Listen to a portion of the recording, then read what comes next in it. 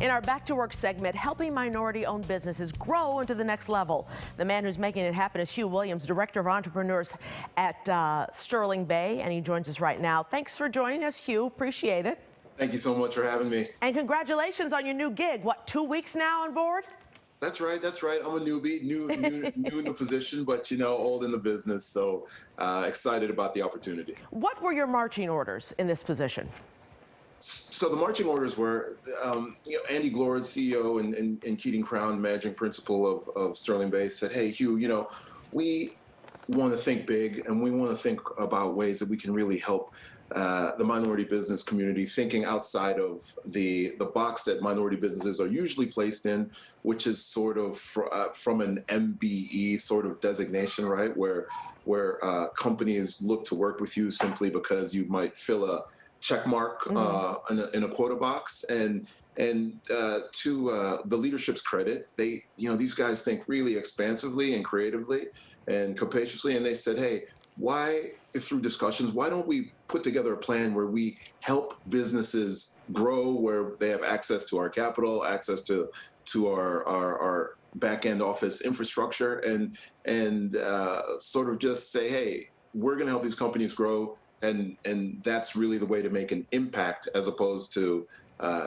just hosting a dinner and saying, let's work together. Let's put our money where our mouth is. So, good luck. Yeah. Sterling Bay, we should say, is a Chicago-based company, and they help with investors, with real estate and things like that. And you said that this is your quote, "I've never seen another black industrial broker in Chicago, and I can count on one hand how many times I have come across a minority decision maker." And you want to change that, don't you? Oh, well, not only do I want to, we have to change that, right? It's just the world that we live in. And I got to tell you, one of the other black commercial brokers that I know is my brother, right? So it's not. Yeah, that's it.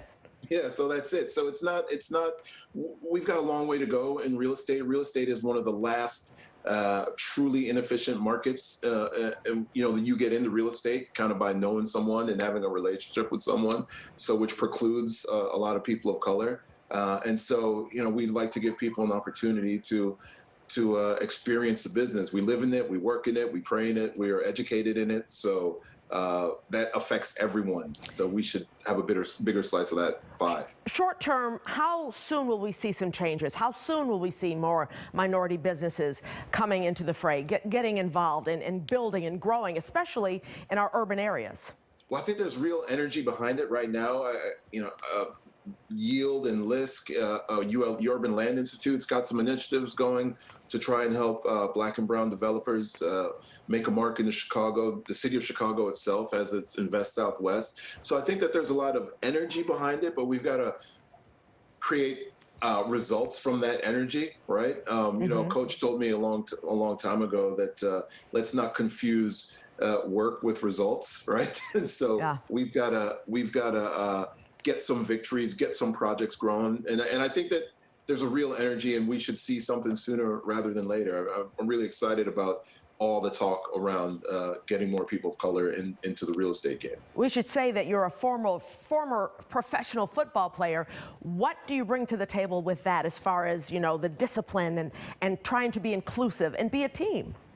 Well, I got hit in the head a lot. I'm sorry.